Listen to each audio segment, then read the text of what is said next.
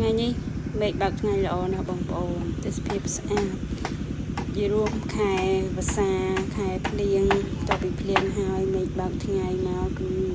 ទេសភាពស្រស់ស្អាតខៀវខ្ចីតែម្ដងហើយថ្ងៃនេះឆ្លៀតមកមើលគេធ្វើកញ្ចុះទុកកន្លែងអង្គុយលំហែអារម្មណ៍ខ្លះបងប្អូនតពីការចំសត្វចំអីហ្នឹងគឺយើងមកមានកន្លែងសម្រាប់ហើយនេះគឺជិតជើងភ្នំណាបងប្អូនហើយពាក្យច្រើនគឺពពកដេញឃើញសសអត់បងប្អូនហើយនេះខ្ញុំមកមើលកញ្ចុះយើងធ្វើកញ្ចុះមួយឃ្លាតពេលមកមើលជ្រូកដែរជ្រូកកណ្ដុរកាត់ព្រៃបងប្អូន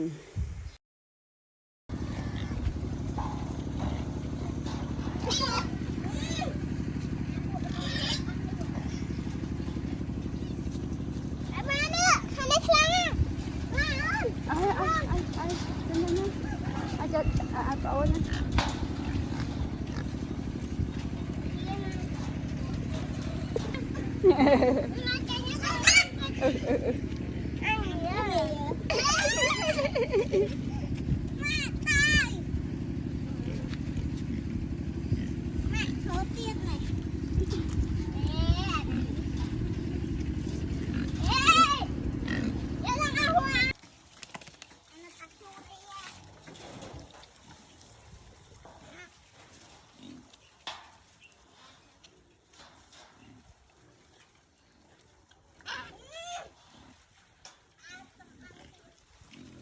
អ្នកចិត្តមកនេះទៅចុះឲ្យសោកតាមប្រហោងចន្លោះហ្នឹងទៅអូដាច់កបងអស់แล้วហើយ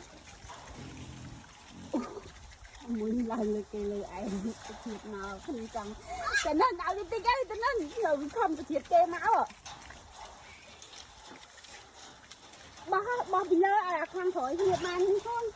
បោះចូលតាមនេះមកបោះឲ្យនេះអាខាងក្រោយបានស៊ីខ្លះអូដើមគ្នាអើយអាមួយនោះខ្លាំងជាងគេហ្មងចាឃើញអត់ចាឃើញអត់គាត់ឃើញអុកអត់ឃើញអុកអត់ខាងនេះគេត្រៀមយកបេប៊ីណាខាងនេះណា